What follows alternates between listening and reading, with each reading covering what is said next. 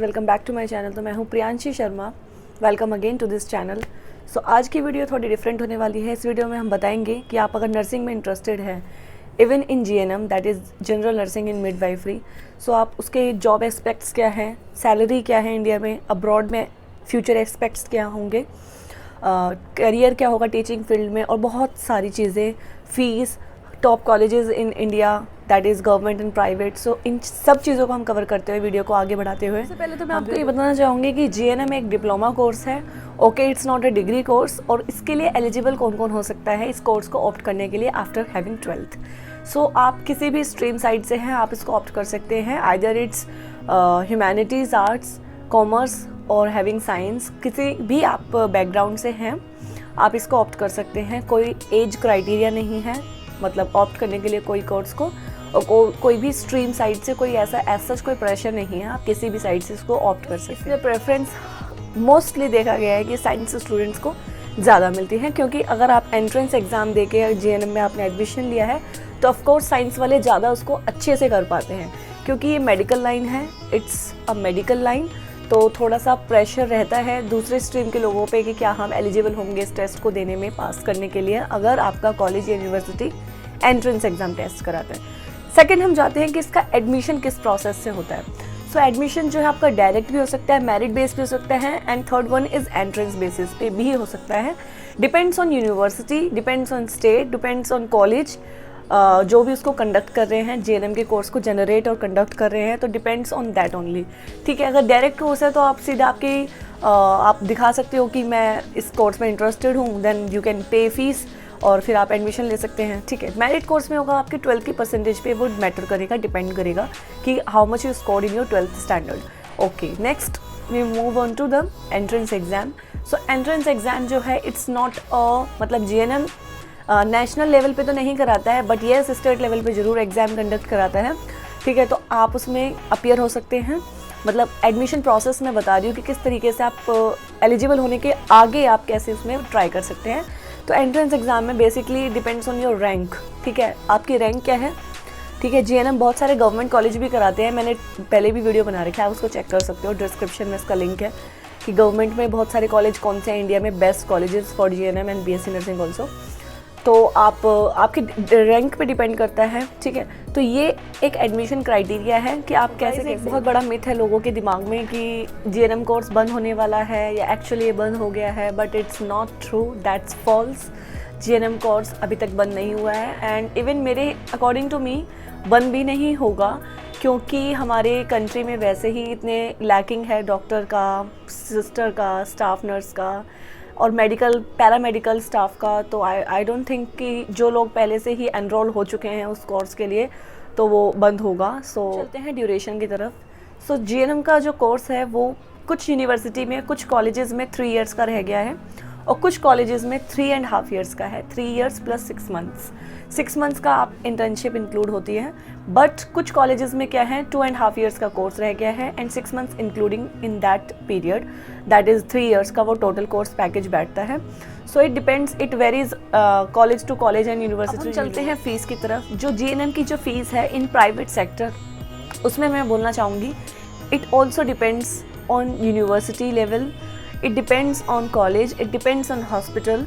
ठीक है, तो हम बोल सकते हैं कि आई थिंक मैंने बहुत सारे सर्वे पढ़े हैं, उनके अकॉर्डिंग मैं बोलूँ तो 60,000, 50,000 and up to 80,000 per year आपका जीएनएम कोर्स का बैठता है।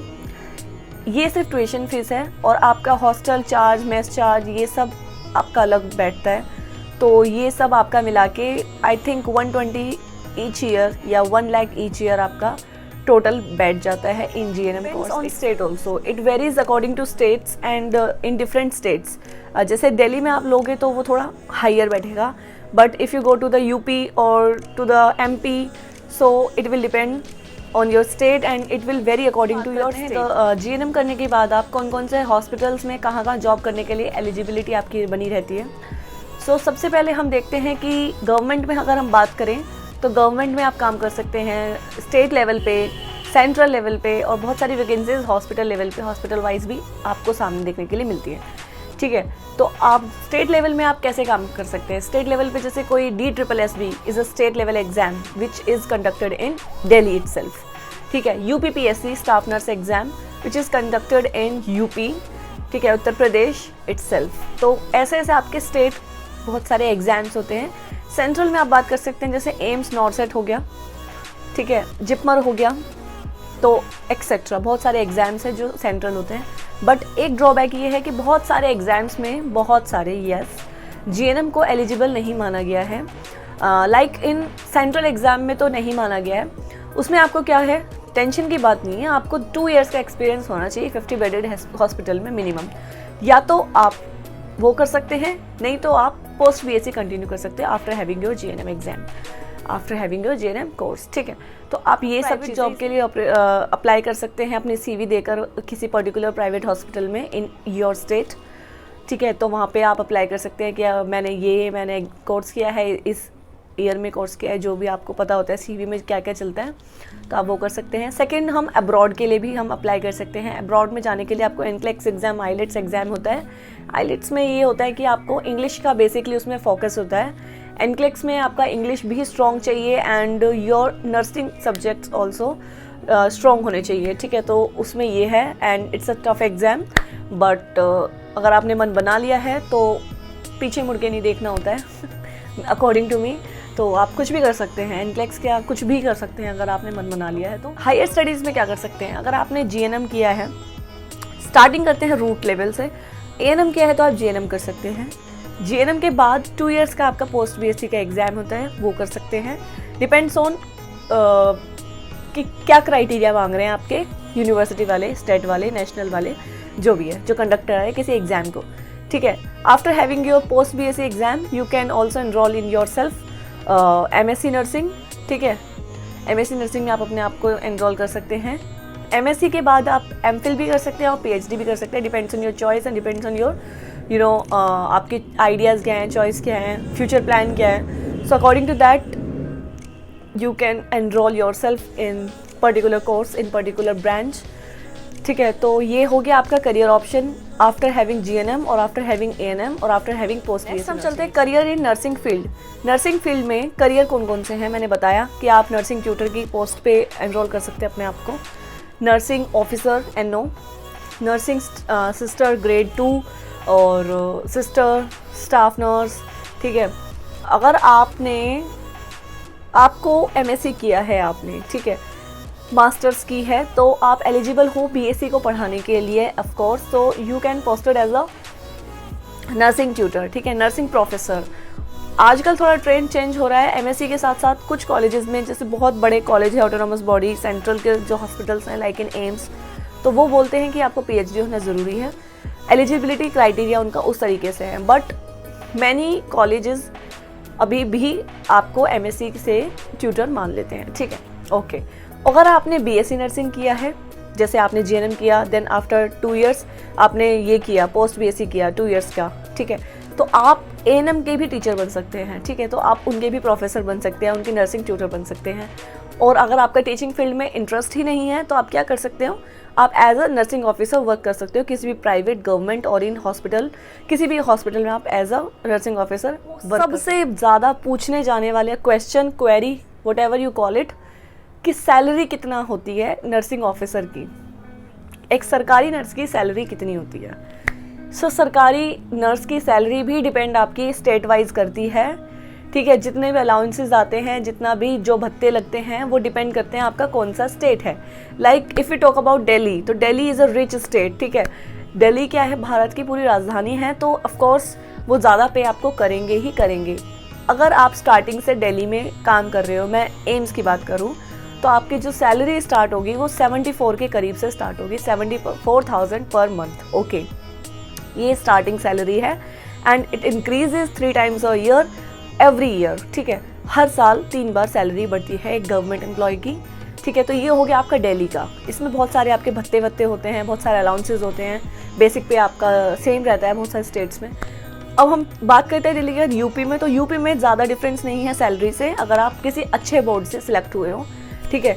तो उसमें भी आपका सैलरी 4-5 हज़ार वेरी करेगा दिल्ली से, बट सैलरी इज़ गुड, ठीक है। तो सैलरी का कोई इशू नहीं है, नर्सिंग में अगर आप आए हैं तो सैलरी की टेंशन मत लीजिए, सैलरी विल बी गुड। ठीक है, आपकी बहुत सारे एक्सपेंडिचर उठा सकती है सैलरी। सो सैलरी जॉब के बारे में बात करते हैं कि कौन कौन से बोर्ड्स हैं जो गवर्नमेंट कंडक्ट करा रही है स्टेट वाइज बात करें तो। Like firstly UPPSC staff nurse exam जो अभी 2017 से स्टार्ट हुआ है, अभी लास्ट ईयर भी हुआ है 21 के एंड में। तो ये यूपी का है। ठीक है, ये बहुत अच्छी सैलरी प्रोवाइड कराता है और ये बहुत ही बड़ा बोर्ड है।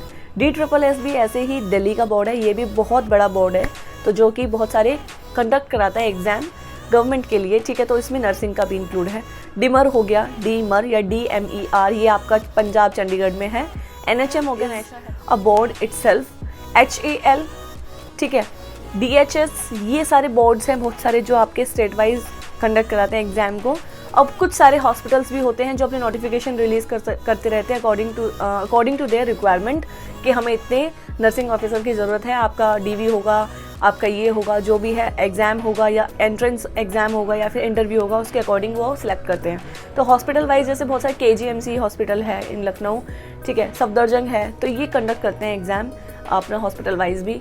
ठीक है, बेसिकली करता है कि जॉब रिक्वायरमेंट कितनी है, कितना किस रिक्वायरमेंट है हॉस्पिटल में। So it basically depends on that. So इस वीडियो में मैं आपको जितना बता सकती थी GNM के बारे में, जॉब एस्पेक्ट्स के बारे में, सब चीज़ों के बारे में, तो मैं बता पाई हूँ। आई होप कि ये वीडियो आपकी हेल्प करे और अपने दोस्तों को शेयर करना अगर आपको भी हेल्प करती है। तो कोई क्वेरी है, कोई भी क्वेश्चन है इससे regarding, so you can ask and you can leave your comment in the comment box. So take care and bye bye. पढ़ते रहो, पढ़ाते रहो।